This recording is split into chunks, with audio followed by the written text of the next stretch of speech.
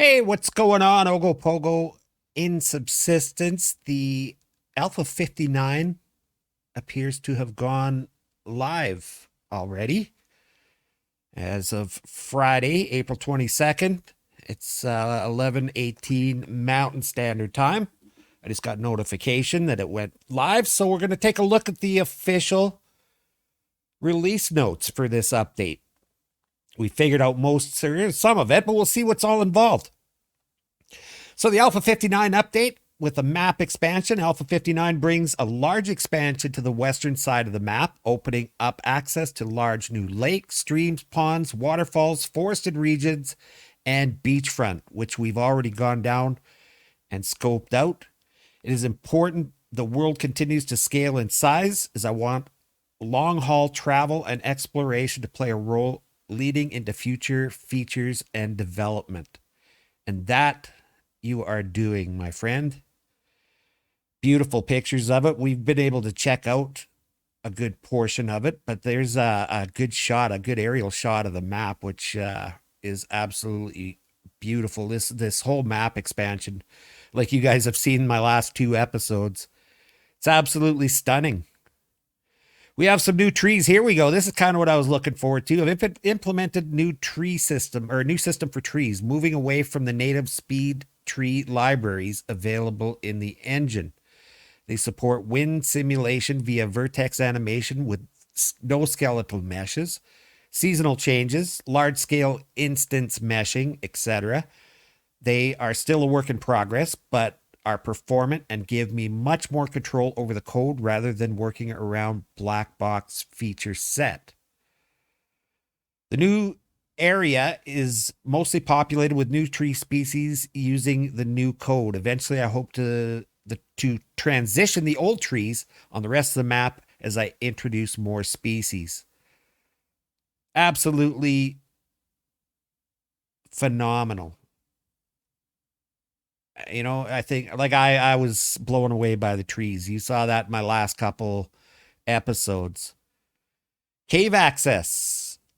As with the prior southeast expansion, the new area adds a lot more underwater space, including deep water. However, there's currently no cave access from the western lake yet. This will certainly come in the future, which is awesome. Actually, Lisa and I were talking about that. Lisa mentioned that it's quite a haul to the cave entrances, but early access, and he'll continue to update it, and it'll come in time. It's just something that we just got to be patient and let him do. New landscape rock geometry. In the new area, I'm using new techniques to blend rocky ground detail into the landscape geometry. Notice that. Absolutely stunning over there. You guys have seen it. You've been in there playing, and we took a trip through there the last two videos, and it's absolutely stunning. The guy just did an incredible job with that expansion. This does increase the polygonal complexity to the scene rendering, but I'm using some aggressive LOD and lighting transitions to maintain high performance. He's always thinking ahead, you know, and that's what I love about Cold Games. The new geometry caused problems with the AI pathing system, so need to be updated to accommodate. Of course, we got the triangular building pieces. There are now triangular variants of foundations and ceilings. They are equilateral in dimension, with each side being the width of a full wall. So 60-degree at each corner, meaning 6 would complete a circle, which is absolutely cool. Look at this. Absolutely cool. And I was thinking about that with the triangle. Could we do some kind of circle with it? And it's absolutely possible now. That is very cool. And here we go. The fruit and veg will now perish, which we've already known. But let's see what he's got to say. As hinted at previously, which he did say, fruit and veg will now perish over time. This may be controversial, but was necessary and well overdue. I completely and 100% agree. How the system works, items will perish one at a time from a stack. Splitting the stack would result in both stacks continuing from the same perished state. Okay, and that's what I was trying to figure out when I was splitting them up like that. Like I was taking the new ones and putting them in a different pile. But adding an item or stack to a stack will result in the stack acquiring whichever had the lower perish state, which is very cool. That's kind of what we figured.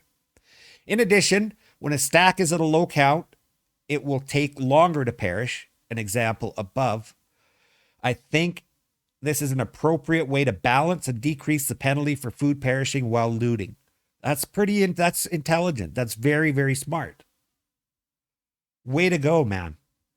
While still maintaining the necessity for preservation methods with a larger scale of production.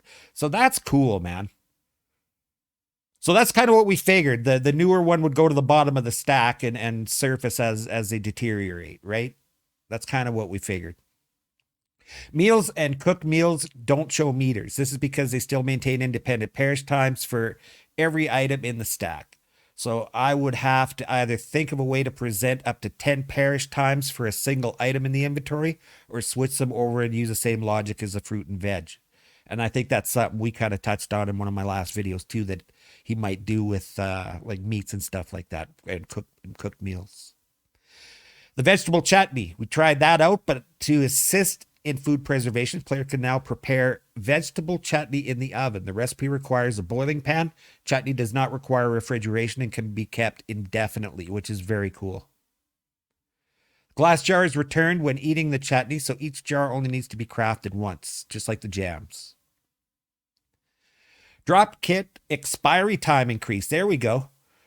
So your death bag is going to last a little longer, it looks like. Due to expanded world space, player drop kits will now last for 14 minutes as opposed to the previous 10 minutes. And 20 minutes on easy mode. 10 minutes in normal mode. 14 minutes in normal mode as opposed to 10, what it used to be. 20 minutes on easy, which was used to be 15. And on hardcore, there's no drop kits, unless dedicated server where there is a 2-minute timer on those. Increase shadow distance. I've increased the dynamic shadow casting by around 3 times. This gives much greater depth to the scene presentation, especially in densely forested areas. And there's a before and after shot, so you can see that. So that's very cool as well, especially those with the higher end graphic cards. New cosmetics for players that wish to further support the game. Some new skins have been added to the game store, Steam store page, which we've already purchased a few of them. The winter jacket, the snow camel, and the shirt, the woodland camel. That was the name I was trying to think of. I was saying it was like dark forest camel or something, but it's woodland camel. And we got both of those, and the nickel plated revolver with the black grip. We got that as well. But there's now one for the rifle in the black camel and the gold trim. And finish. So there you go, Karun. It's now supported, new supported language in Finnish. That's awesome. Other notable fixes: increased the field of view to 100, previously 95, and I will add the ability to customize this in the future. Adding culling for distant landscape, reducing a lot of draw, and that makes for better FPS performance. Increased number of beehives during the summer months, which is very cool. Greatly reduced noticeable texture, seams for snowy terrain on the landscape. Attempted to resolve the reported bug of a river sounds cutting out audio. And changed campfire repair recipe to only require sticks, which is very, very cool for early game, most definitely. And he fixed the compass showing during the loading screen. And in the past, there was just, if you haven't seen it yet, there's his 4K video trailer that he put out, which was absolutely phenomenal. And there we go. There's all the information. It's on the Steam page. Take a look at it. But we pretty much discovered most of the stuff that he's covered in this update, the official patch notes. So there you go. And you know, the food degradation thing, it seems to be a topic of controversy on some of the forums and stuff like that. But hey, like he said it was coming down the pipes, and it is still, you got to keep in mind, it's still in early access, and things will change over time. You just got to go with it. Don't get your heart too set on it. That's the risk. It's like I talked about in my previous video. It's just the risk that we take by getting into early access games. Things will change. Things might not go as you like them or as planned. but eventually he'll find an even balance for absolutely everything. And we just got to sit back and let him do his thing and remember that he's a solo developer and that he's at it all the time. He's given us a gem. I absolutely love this game. It was my favorite survival game, and it's creeped up to my favorite all-time game. And I know me personally, I'll continue to support him all the way through. I'm not putting this game down anytime soon. So there you go. I just wanted to do this. I wanted to do this when the update first dropped, but I couldn't find the patch notes. But we kind of figured most of this stuff out anyways, but we got it official now. And now we can go ahead and get in there and play Subsistence and spread the game around.